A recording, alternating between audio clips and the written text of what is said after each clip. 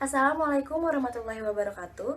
Yang terhormat Rektor Universitas Muhammadiyah Profesor Dr. Hamka, Bapak Profesor Dr. Gunawan Suryo Putro. Yang terhormat Dekan Visip Universitas Muhammadiyah Profesor Dr. Hamka, Ibu Telis Korliana, serta Bapak Ibu dan teman-teman yang saya sayangi. Alhamdulillah, salam sejahtera bagi kita semua. Puji dan syukur kehadirat Allah Subhanahu wa Ta'ala, sebagaimana sampai hari ini kita masih diberi kesehatan olehnya. Sungguh suatu karunia yang sangat besar dan sangat mulia yang diberikan kepada kita. Untuk itu, marilah kita sama-sama selalu bersyukur atas segala nikmat yang sangat mulia.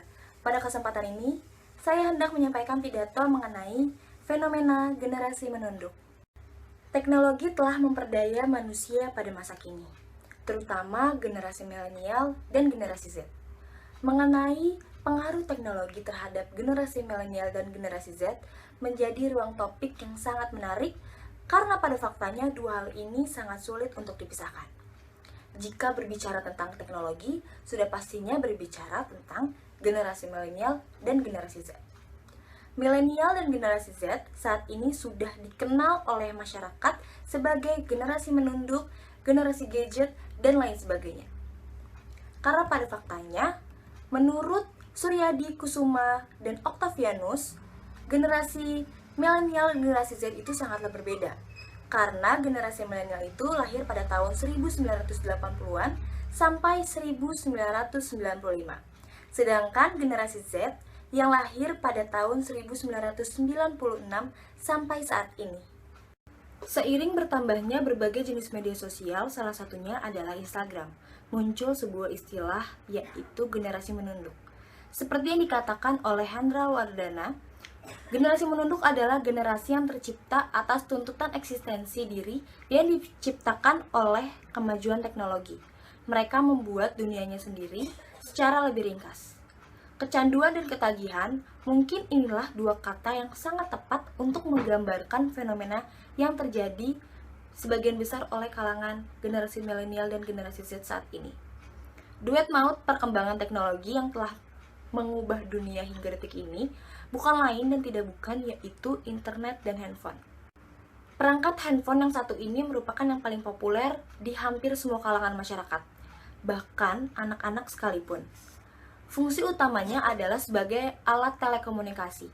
Namun seiring bertambahnya zaman, dapat banyak fungsi lain seperti untuk mencari informasi, untuk bermain game, dan lain sebagainya. Semakin maraknya kebiasaan menunduk yang menjadi identitas generasi sekarang, semakin marak pula berita mengenai hal yang membuat geleng-geleng kepala. Seperti halnya contoh dari pengaruh negatif handphone tersebut yang membuatnya selalu menunduk. Akibatnya, ada seorang remaja yang bukan hanya merugikan dirinya sendiri, melainkan orang-orang terdekatnya, yaitu keluarganya, bahkan masa depan dirinya sendiri. Pasalnya, remaja ini sudah sangat kecanduan dan sudah sangat ketagihan pada game online. Sehingga remaja ini mengalami gangguan jiwa atas kecanduan bermain game secara berlebihan. Dari contoh kasus tersebut dinyatakan bahwa handphone tidak hanya menguntungkan bagi individu, melainkan handphone memiliki sisi negatif bagi para penggunanya, tergantung bagi individualnya masing-masing. Handphone dapat digunakan untuk menjadi asisten pribadi dikarenakan alat ini bisa menyimpan sebuah data-data penting untuk perihal bisnis maupun menjadi sebagai pengingat apa yang harus dilakukan selanjutnya oleh si pengguna. Handphone dapat masukkan berbagai aplikasi, yaitu dari chat, email, telepon, media sosial, ataupun hiburan. Oleh karena itu, manfaatkanlah HP dengan sewajarnya. Bahagiakan semua orang di sekeliling kita dengan sapaan dan senyuman penuh makna. Dampak-dampak tersebut sangat mempengaruhi sebuah individu menjadi generasi menunduk. Bayangkan saja, jika bagi mereka yang sudah terkena fenomena generasi menunduk tersebut pasti akan rela untuk menghabiskan sebagian besar waktu produktifnya dengan menyibukkan diri bermain handphone. Hampir sebagian besar di setiap aktivitas mereka selalu tidak pernah bisa untuk terlepas dari handphone mereka. Bangun hingga tidur, pasti selalu megang handphone. Handphone tersebut akan menjadi benda yang selalu dibawa selain dompet pada saat ini dan selalu berada di dalam kantong atau berada di dalam genggamannya. Seharusnya kita bisa mengambil sisi positif dari handphone tersebut dan bisa menghindari dampak negatif dari penggunaan handphone itu sendiri. Dari banyaknya kejadian yang menimpa individu terkait fenomena pengaruh handphone, seperti contoh kasus sebelumnya yang saya ceritakan, bahwa seorang remaja memiliki gangguan jiwa karena bermain game secara berlebihan. Kasus tersebut bisa menjadi pembelajaran untuk semua individu untuk mengontrol diri dalam penggunaan handphone. Kasus ini pun menjadi pusat perhatian bagi para orang tua agar terus menjaga anaknya dan membatasi anaknya untuk bermain handphone.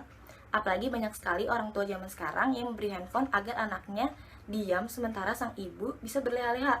Peran orang tua itu sangat penting menurut saya, karena tumbuh kembangnya si anak itu tergantung dari orang tuanya yang mendidik.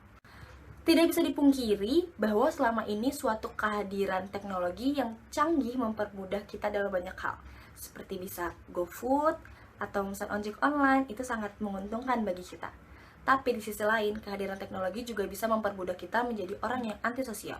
Maka dari itu, di sini saya, Dina Anissa, ingin memberi informasi mengenai generasi menunduk dan menyadarkan generasi milenial maupun generasi Z agar tidak terbuai dengan teknologi serta untuk peduli akan sekitarnya.